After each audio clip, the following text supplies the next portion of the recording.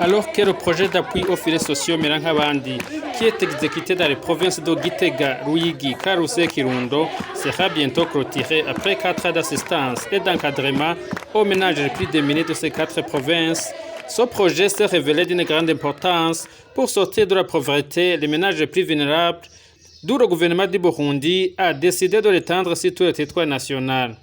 Ce jeudi 17 février 2022, la coordination nationale de ce projet, avec les représentants de la Banque mondiale qui appuient dans ce projet, s'était rendue dans la province de Gitega pour se rendre compte de certaines réalisations de ce projet, dont les bénéficiaires témoignent combien ce projet leur a permis de changer les modes de vie. Le coordinateur national du projet Merankabandi, lui aussi se dit être confiant de la pérennisation des acquis de ce projet d'appui aux filets sociaux. Oui, effectivement, le projet Merankabandi a été mis en œuvre durant au moins 4 ans ici dans la province de Gitega et nous acheminons vers la clôture de ce projet. Et évidemment, à l'heure actuelle, nous voyons beaucoup de réalisations, nous voyons des effets, des impacts qui sont bien visibles. On voit que les bénéficiaires ont vraiment changé de comportement, ils ont effectivement investi dans le capital économique, ils ont appris comment développer des activités qui génèrent le revenu et on le voit très bien. Nous voyons aussi qu'ils ont changé le comportement en matière de santé, en matière de nutrition, en matière de scolarisation des enfants et à l'heure actuelle, la question effectivement est de pérenniser. Dans ces derniers moments du projet Merankabandi, toutes les activités se tournent vers la pérennisation des acquis. La pérennisation des acquis. Et nous sommes bien confiants que effectivement ils ont pérennisé ces acquis parce qu'ils ont réellement changé de comportement. Ils ont réellement changé de comportement. Quelqu'un qui a appris maintenant comment préparer une activité génératrice de revenus. Là, il l'a appris, il ne va pas changer. Mais surtout aussi, il a déjà augmenté des revenus. Quelqu'un qui fait déjà du commerce ne retournerait pas en arrière. Quelqu'un qui a acquis des actifs productifs, que ce soit au niveau de l'élevage, que ce soit au niveau des terres cultivables, des méthodes aussi culturelles, modernes, avec de la fumure moderne. Nous pensons que tout cela ne va pas retourner en arrière. Et nous sommes bien confiants et nous insistons beaucoup. Et même les bénéficiaires sont vraiment confiants. Ils n'ont pas peur de la clôture du projet parce qu'ils nous disent que ce qu'ils ont acquis, l'ont acquis. Ils ne pensent pas qu'ils vont retourner en arrière. C'est le même constat chez la représentante de la Banque mondiale au Burundi qui appuie ce projet. Elle dit être satisfaite des réalisations du projet Merankabandi. Écoutez, le projet Merankabandi est un projet au départ qui était un projet pilote de la Banque mondiale, qui était un projet qui vise les populations les plus vulnérables dans les communautés, y compris les communautés batois, et qui a pour objectif de les sortir de l'extrême pauvreté. Et nous faisons ça, le gouvernement fait ça en octroyant un transfert monétaire tous les mois, ce qui permet à ces populations de réinvestir dans des activités productives. Et ce que j'ai vu ce matin, je vous avoue que j'avais été une première fois il y a 1 an et je vois la différence. Je vois les populations qui réellement sortent de l'extrême pauvreté. Je vois que les femmes deviennent plus autonomes. Elles emmènent leurs enfants à l'école, elles se soignent, elles achètent des vêtements, elles construisent des maisons, elles achètent des cochons, elles les revendent, elles deviennent des entrepreneurs, elles louent des maisons même qu'elles construisent. Donc c'est une réussite et ça c'est ce que nous cherchons, c'est à sortir les populations les plus vulnérables de l'extrême pauvreté. C'est une bonne nouvelle pour les ménages les plus vulnérables du pays.